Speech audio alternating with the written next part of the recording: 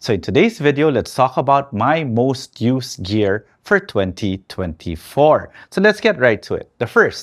The bag that I bring with me all the time, especially if I am going to a location that I can drive to, is this one. This is the one from Gutek.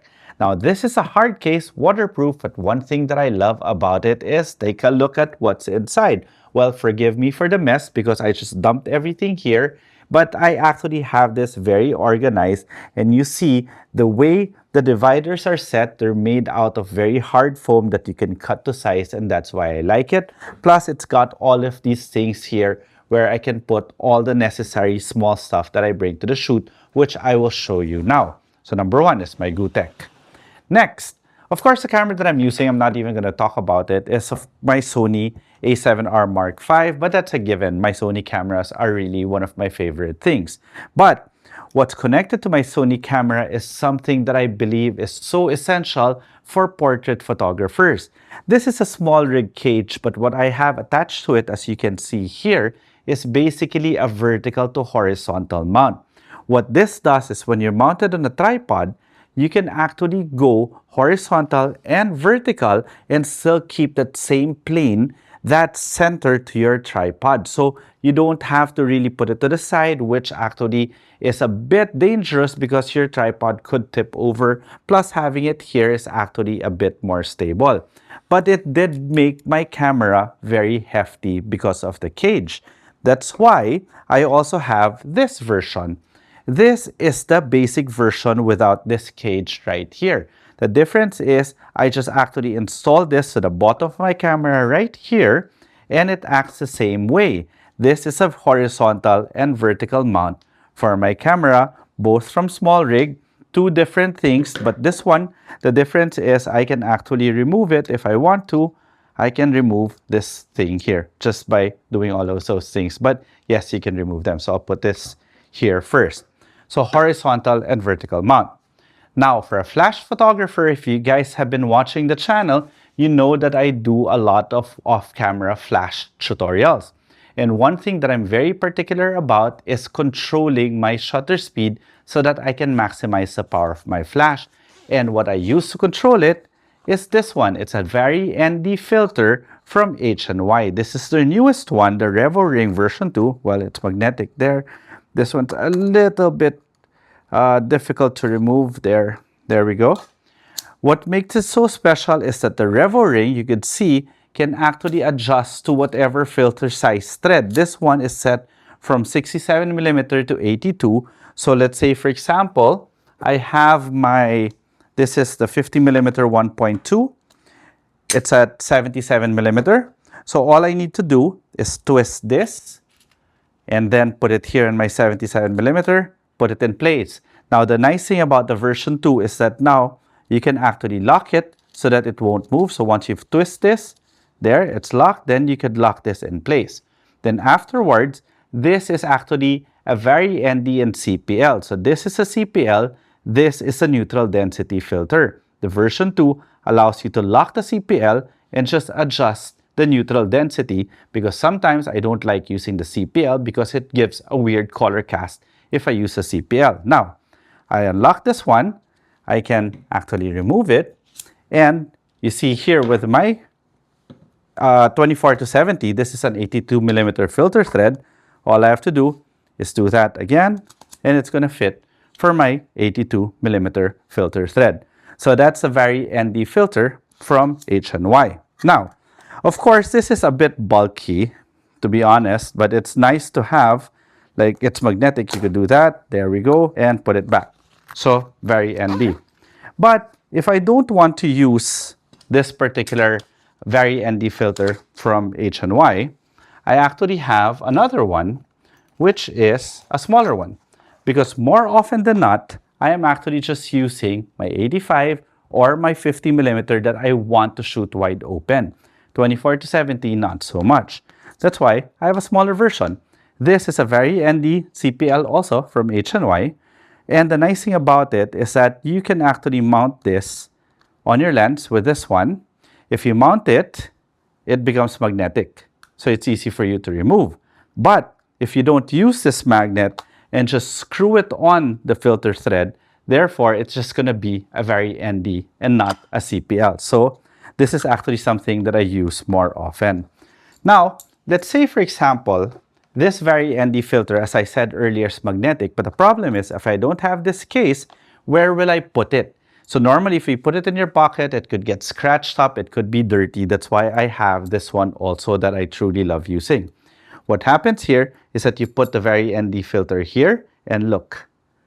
So you put it in front of your lens. So if you don't need your CPL or very ND, you can just twist it, and it's out of the way, and it basically looks like that.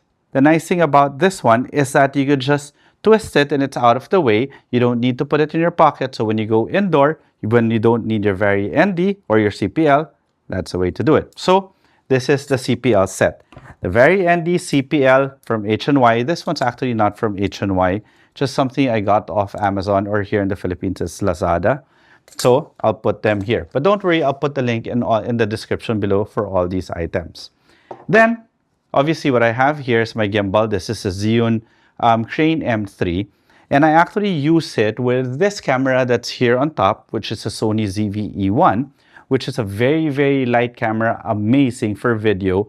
And I installed the Falcam quick release plate here so that it's very easy for us to remove it. And it's an Arca Swiss plate, so you can put it in the tripod and you can put it back here.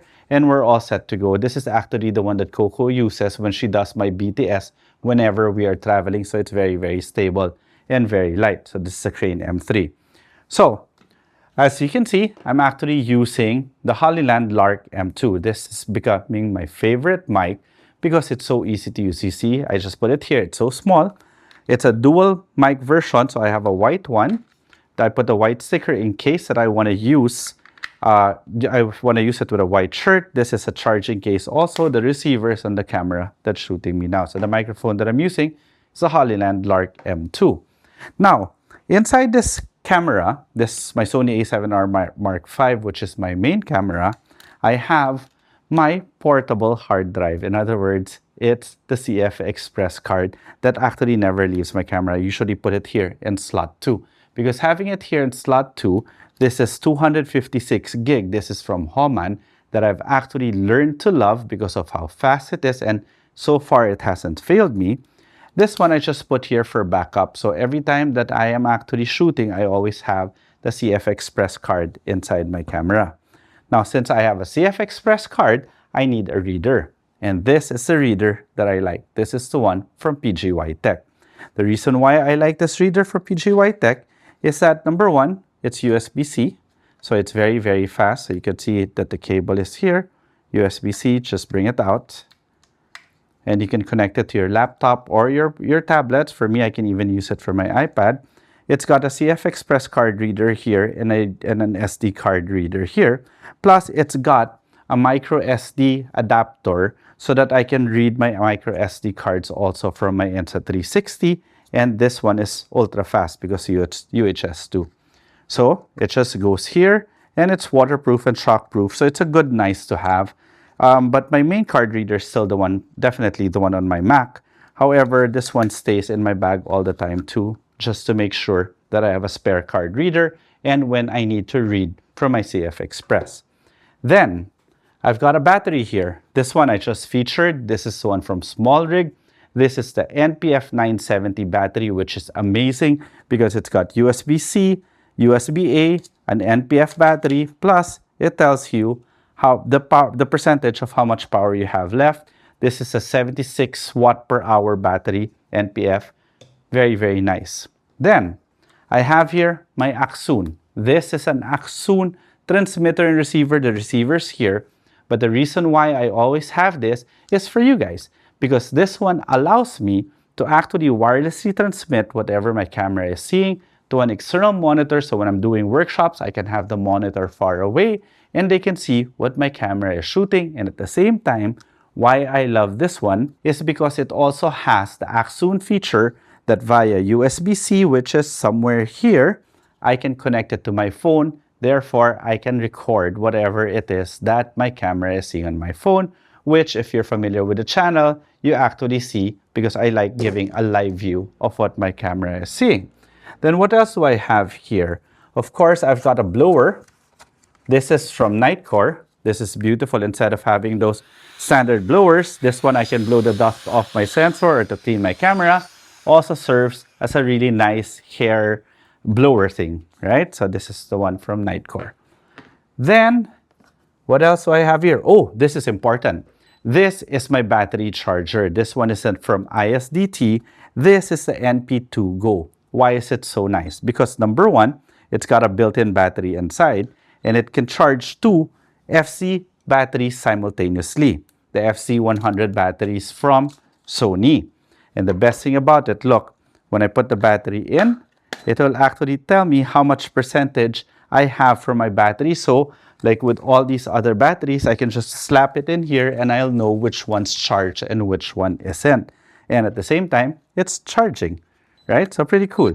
So ISDT NP2 Go. All right, so what else do I have here inside the bag?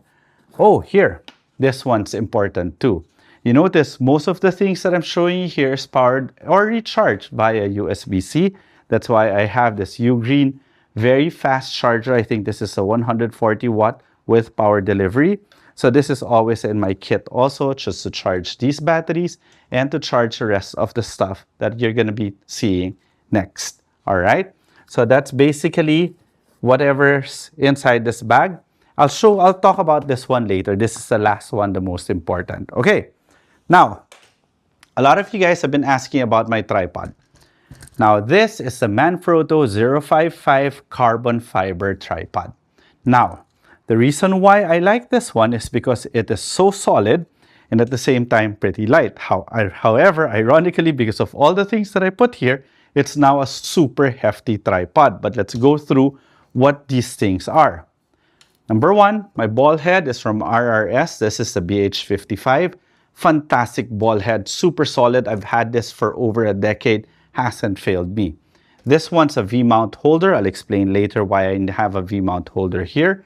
These things are from iFootage. This is what they call the spider crab. So I can mount so many things on my tripod, which as I said earlier, I would probably mount this one here. And, oh yeah, I forgot. I also have the Insta360 X4. The Insta360 X4 goes here, and I have it about this high so that I can give a 360-degree behind-the-scenes video of all my workshops. Now, this one is a cage from Axoon. This is a cage for my iPad. So normally, I would have my iPad here where I would be recording because when I record, well, I want to be able to connect my camera to my devices so that I can record and give a live view of what my camera is actually seeing for purposes of education. But at the same time, whenever I'm doing a shoot, my iPad is here so that the creative director can actually see what I am shooting. So when I'm shooting, they're here checking it out already, and we're good to go. If they like it, they approve it. So this V-mount is important because one of the favorite kits or favorite things I bring around is the Fxlion V-mount, which I put here. Because the Fxlion V-mount allows for two DTAP cables, a USB-A and a USB-C. So that one powers my iPad, powers my camera, powers the transmitter, powers the Insta360. And as I said earlier, the importance of these chargers is because even my V-mounts, you could charge via USB-C. So, tripod that I'm using, Manfrotto 055. So while we're in the topic of V-mounts, one of the favorite lights, or the lights that I've been using so often, is this one. This is a new one from Nanlite. This is a Nanlite FC120B. One thing I love about the 120, I feel that this is the sweet spot. It's because it's a bicolor light. I don't really need RGB too much. I just like the bicolor. 120 watts. But technically, it's about 150 watts. And this particular battery is 150 watt per hour. So I can get 100% power in this particular setup. And it is modified using the Nanlite projection mount. Beautiful. I really love this because number one, the projection mount actually makes the light stronger, and it does this. Look, check it out. It can project. Let me show you. Let me move here. It can project a pattern on the wall, and you've got so many patterns to choose from. and you can change the color depending on what color temperature you want it to be. So my favorite continuous light, the FC120B from Nanlite, and the projection mount. Now, since we're talking about Nanlite, check out their newest modifier that I bring around. This is a 60 cm Octabank. And why do I love it? It's made out of plastic. Yes, I know you might say plastic will break easily. Well, it might or it might not, but this is so cheap. It's less than $100, and check this out. Less than $100 with grid, but check this out. With just 2 fingers, I can carry it like that. That's how light it is. Super, super, super light. And normally, when you're shooting, especially when you're on the go, you want things to be light. All right, so this is something that's so important to me. I have a video coming out for this particular bag. This is a Wotancraft Pilot 7L, and this, for me, is the best camera everyday bag that you can buy. First of all, don't you think it just looks amazing? Secondly, inside, you can actually put 2 cameras and an iPad, but I really wouldn't do that. I'll probably put my A7C II. I'll put some shades here, maybe my iPad if I want to, other documents, but I'll do a full review on this bag soon, so you guys wait for it in the channel. And don't you just love it? Looks fantastic, don't you think? All right, so the Wotancraft 7L Pilot. Love it. Last but not the least, here. This is my ViewSonic VP16. This is basically a USB-C powered portable OLED full HD monitor. So look, I just had it on a light stand, but I can also have it on the table. So whenever I am editing, whenever I am going outside or shooting on location, I actually have this together with my MacBook Pro. Via USB-C, it will be powered and it will be tethered to my Mac. Now, if I want to use it whenever I am shooting, HDMI, connected straight to my camera. And then again, it's got a 1/4-inch screw here. I can mount it on any tripod or light stand for that matter. And let's say, for example, I want to do vertical shooting. All I have to do is make this one vertical.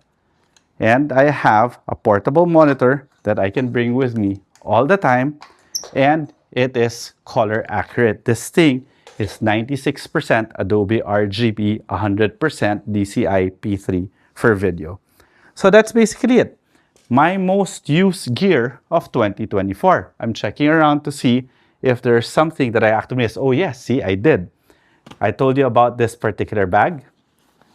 This is really my favorite. This one contains every little thing that you will be needing for the shoot, from cables, USB-Cs, D-tap cables, presenters, everything is here. And this one is the most expensive one. This is a cable organizer from Sony that we actually give away for free whenever we do workshops for Sony.